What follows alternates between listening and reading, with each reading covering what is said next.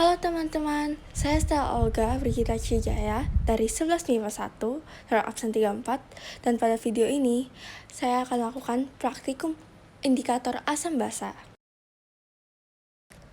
Asam dan basa itu larutan elektrolit. Asam adalah zat yang dapat memberikan proton, zat yang dapat membentuk ikatan kovalen dengan menerima sepasang elektron. Lalu, basa adalah senyawa yang cenderung menyumbangkan sepasang elektron untuk dipakai bersama-sama dan menerima proton. Untuk mengetahui sifat zat, yaitu asam netral atau basa, diperlukan indikator asam basa. Contoh indikator adalah kertas lakmus, pH meter, indikator larutan asam basa, dan indikator alami yang akan kita buat pada video ini. Alat dan bahannya adalah mahkota bunga, kol ungu, 100 gram, dan sebatang kunyit. Lalu ada air cuka, dan ada air sabun. Untuk alat terdapat palet lukis, parutan, pipet, mangkok, atau gelas kecil. Langkah pengerjaannya adalah, pertama, kita akan membuat indikator. Kita akan membuat indikator kunyit, kol ungu, dan mahkota bunga. Untuk membuat indikator kunyit, parutlah sebatang kunyit. Lalu tambahkan 4 sendok makan air pam atau mineral. Setelah diaduk, pembuatan indikator kunyit sudah selesai.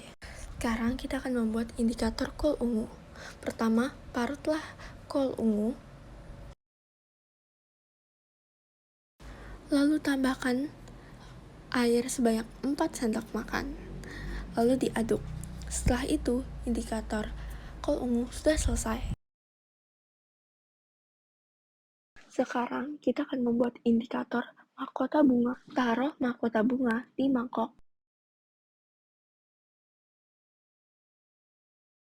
Lalu tambahkan 4 sendok makan air. Lalu, mahkota bunga diremas-remas. Semakin banyak helai mahkota bunga, semakin baik. Pembuatan indikator sudah selesai.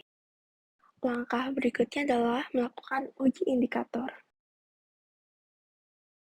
Tuangkan air cuka ke dalam 3 lubang di palet lukis.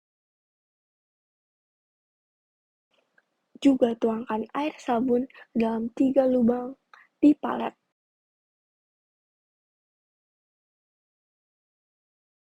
Lalu, uji larutan cuka dan larutan air sabun dengan indikator kunyit, indikator kol ungu, dan indikator mahkota bunga. Dengan cara diteteskan indikator tersebut ke dalam lubangnya.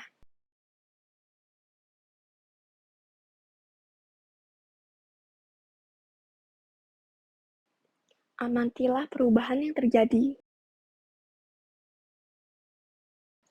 Hasil pengamatan.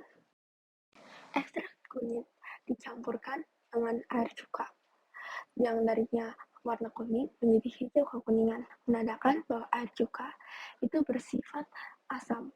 Sedangkan air sabun menjadi warna kuning kepekatan yang menandakan bahwa air sabun bersifat basa. Ekstrak kol ungu yang tadinya berwarna ungu dicampurkan dengan air cuka menjadi warna ungu magenta yang menandakan bahwa air cuka bersifat asam. Lalu pada air sabun berwarna bening gelap yang artinya bersifat basa.